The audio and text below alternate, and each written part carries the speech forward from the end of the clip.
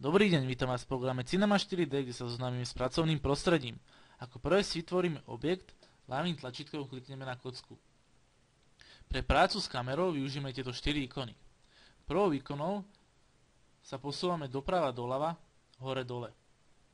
Nasledujúcou ikonou sa oddialujeme alebo približujeme. Keď preferujete kamera zoom, klikneme na ňu pravým tlačítkom a vidíme, že sa nám mení perspektíva. Následujúcou ikonou je rotácia. Keď klikneme na ňu ľavým tlačítkom, vidíme, že sa rotujeme takto. A keď zas pravým tlačítkom, tak sa nám takto rotuje. Keď sa chceme dostať na predchádzajúcu kameru, stačí nám stlačiť Ctrl Shift Z a sme na predchádzajúcej kamere. Nasledujúcim tlačítkom sú pohľady. Keď na ňu klikneme, vidíme, že tu máme 4 rôzne pohľady. Máme tu pohľad 3D, vrchný, predný a sprava. Keď klikneme napríklad na pohľad spredu, môžeme si ho nakonfigurovať. Klikneme na kamery a môžeme si tam nastaviť napríklad pohľad spredu. Každý jeden tento pohľad môžeme takto nakonfigurovať. Ďalšia konfigurácia sú tu zobrazenia. Máme tu konštantné tieňovanie alebo napríklad rýchle tieňovanie. Pre použitie týchto vecí si pozrite Help súbor. Ďalej tu máme filter zobrazenia. Všetko, čo tu vidíme, si tu môžeme nadstaviť. Napríklad, keď tu nechcem mať mriežku, dám ju preč. Ale my ju potrebujeme, čiže si ju tam dáme.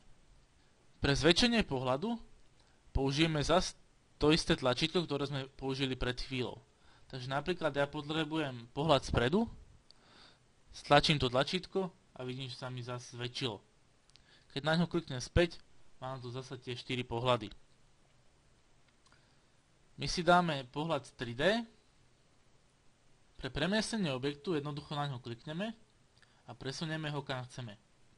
Pre posúv po osi X-ovej klikneme na tú os a pohybujeme. To isté platí pre ostatné osy. Pre os Y-ovú, takisto pre Z-kovú. Ďalším príkazom tu máme veľkosť.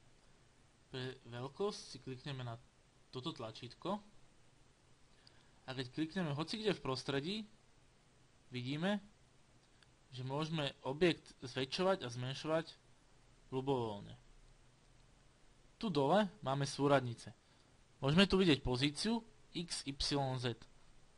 Takže pre presné nastavenie si tu nastavím napríklad X0, Y0, Z0.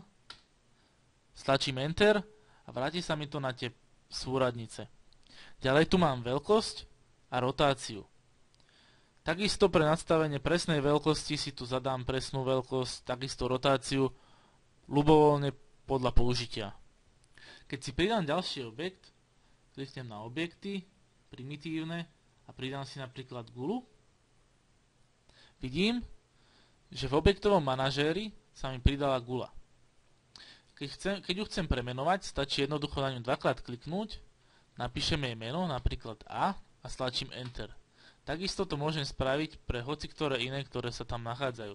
Takže ja si vyberiem moju kocku, dvakrát na ňu kliknem, stlačíme napríklad tlačítko B, Enter a už mám meno B. Ja si posuniem moju gulu, aby ju bolo vidieť, čiže kliknem posúv a premiestním si ju. Pre zakliknutie obidvoch objektov naraz stlačím Shift, kliknem na ňo a keď ich chcem posúvať, tak vidím, že ich môžem posúvať naraz. Ďalšie príkazy, ktoré máme v prostredí, sú renderovanie, ale tieto preberieme neskôršie, pretože jej budem venovať celú lekciu. Pre špecifické nastavenia tu máme zvlášť kolónku s nastaveniami. Kliknem napríklad na kocku a vidím, že sa mi tu objavili špecifické nastavenia.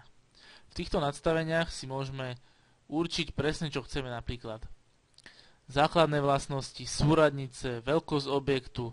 Takže ďakujem vám, toto bolo k základnému prostrediu, teším sa na vás na budúce.